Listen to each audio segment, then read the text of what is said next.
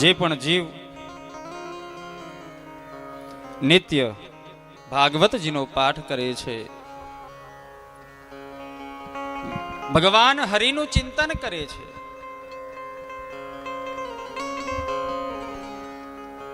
તુલસીનું પોષણ કરે છે, ગાયોની સેવા કરે છે અને જે પણ જીવ શ્રીમદ ભાગવતજીનો આશ્રય કરે છે,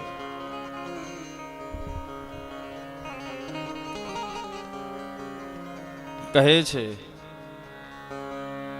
પ્રીત્યા તસ્યૈવ વૈકુંઠ ગોવિંદોપી પ્રયચ્છતિ. ભગવાન વૈકુંઠાધિપતિ કૃષ્ણ એની ઉપર પ્રસન્ન થાય અને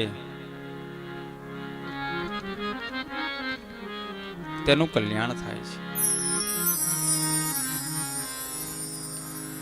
જ્યાં કરે એને તો વૈકુંઠાધિપતિ કૃષ્ણની પ્રાપ્તિ થાય છે, પણ જે જીવ આટલું નથી કરતો એને શું થાય? દેવ સમાજના મુખ્ય એવા ઇન્દ્ર કહે છે, આ જન્મ માત્રમપી યેન સઠેન કિંચિત ચિત્તં વિધાય સુખ શાસ્ત્ર કથાન પીતા. અરે મનુષ્ય, દુર્લભમ માનુષમ જન્મ. તને મનુષ્ય જન્મ કરતા તો પણ અવતાર મળ્યો છે જીવ. તું મનુષ્ય બનીને પણ જો એ ભગવાન કૃપા નિધાન કૃષ્ણના ચરિત્ર કથાનું શ્રવણ નથી કરતો, હે જીવ,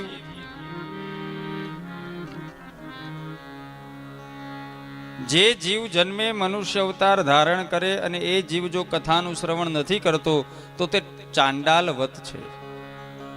કેવો છે? ચાંડાલ, ખરબત, ખચ્ચર જેવો છે. ખચ્ચર જોયા છે ને તમે? હે?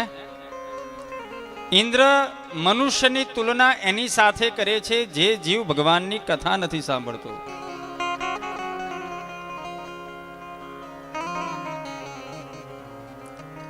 એની સાથે એની તુલના કરે છે અને કહે છે મિથ્યા સ્વજન્મ જનની જની દુઃખ ભાજામ.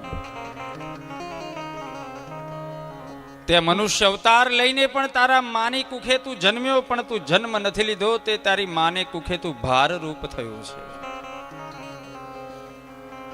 જે જીવ જન્મે છે માની કુખે પણ જો જીવનમાં એકવાર ભગવાનની કથાનું શ્રવણ નથી કરતો, કહે છે ધિક્કાર છે તે જીવને, તે નરને કે જે આ ભૂમિ ઉપર પશુની જેમ ફર્યા કરે છે. મેવમ વદંતી દિવી દેવ સમાજ મુખ્ય. દેવ સમાજના મુખ્ય એવા ઇન્દ્ર આવું કહે છે કે જે જીવ ભગવાનની કથા નથી સાંભળતો તે પશુ સમાન છે.